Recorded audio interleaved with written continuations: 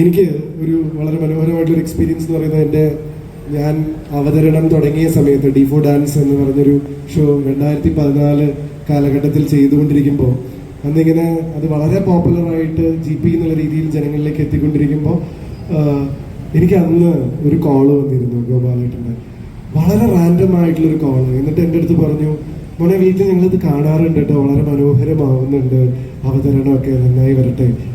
ഒരു random call.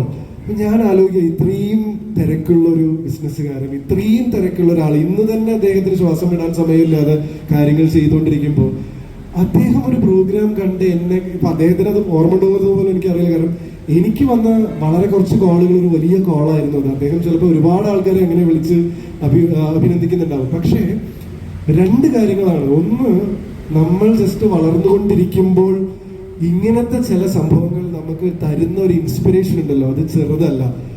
രണ്ട്, ഇത്രയും ലളിതമായിട്ടുള്ള കാര്യങ്ങളിൽ പോലും ഇത്രയും വലിയ ആളുകൾ ശ്രദ്ധിക്കുന്നുണ്ട് എന്ന് പറയുമ്പോൾ അത് തന്നെയാണ് അവരുടെ ഏറ്റവും വലിയ ക്വാളിറ്റി എന്ന് പറയുന്നത്. അതൊരു ചെറിയ കാര്യമല്ല.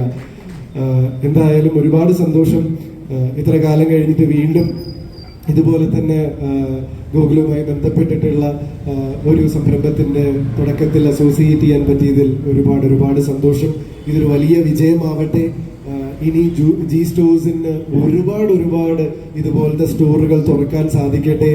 ഗോപാലേട്ടന് ഇപ്പോൾ ഇതിനേക്കാൾ തിരക്ക് ആയിട്ട് തൊടാതെ ഓടാൻ സാധിക്കട്ടെ എന്ന് ആശംസിക്കുന്നു. സർവേശ്വരന്റെ അനുഗ്രഹം ഉണ്ടാവട്ടെ.